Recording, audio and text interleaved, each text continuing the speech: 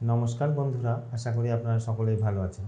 আপনারা দেখছেন এক্সএইউ USD gold বাজার ডলার ট্রেডিং চার্ট। আজকে 6 তারিখ বৃহস্পতিবার। আজকে কোনো রকম ইম্পর্টেন্ট নিউজ নেই, লো ইম্প্যাক্ট নিউজ আছে। নিউজটাও মার্কেটের ওপর তেমন প্রভাব বিস্তার করবে না।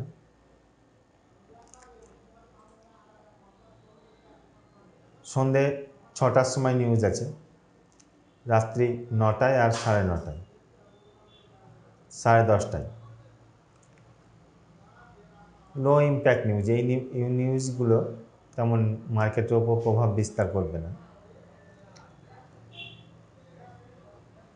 আসা যাক চার্টে।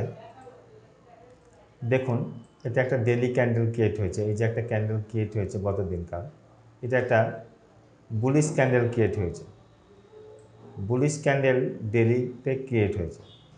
দেখুন, বুলিশ ক্যান্ডেল যদি ডেলিতে ক্রিয়েট হয়ও, তাহলেও আমরা স্ট্রাকচারাল বেসিসে কিন্তু এখনও বাইরে শিফট হয়নি। যতক্ষণ না এই যে একটা লেভেল আছে 4050, 49, এই যে একটা লেভেল, এই লেভেলটার উপরে যতক্ষণ না ক্যান্ডেল ক্লোজ করবে, এই লেভেলটার উপরে যদি ক্যান্ডেল ক্লোজ করে দেয় এরকম, তবেই আমরা ডেলিতে স্ট্রাকচারাল বেসিসে বায়ে শিফট হব। তাছাড়া আমরা এখনও সেলেই আছি,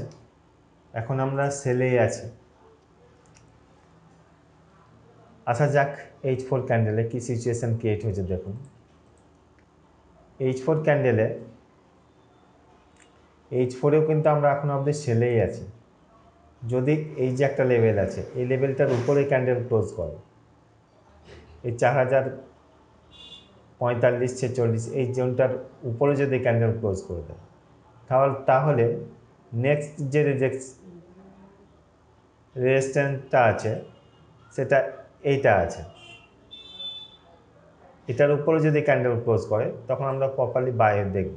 এই যে 4158-এর উপরে যদি করে, এই 4045-এর উপরে যদি ক্যান্ডেল ক্লোজ করে দেয়, তাহলে 4045-এর উপরে যদি ক্যান্ডেল ক্লোজ করে, এরকম ক্যান্ডেল ক্লোজ করে দেয়, তাই রিটেস্ট আমরা বাই দেখব। রিটেস্টে তখন বাই দেখব কত দূর অবধি? এই 4158 অবধি। 4158-এর উপর যদি ক্যান্ডেল ক্লোজ করে দেয়, এরকম ক্যান্ডেল ক্লোজ করে দেয়, তখন রিটেস্টে আবার বাই দেখব। এরকমভাবে ট্রেড করবেন। H4-এও আমরা এখন অবধি সেলেই আছি। এবারে H1-এ দেখা যাক কি সিচুয়েশন ক্রিয়েট হয়েছে। H1-এ আসা যাক। H1-এ দেখুন, H1-এও আমরা কিন্তু এখন অবধি সেলে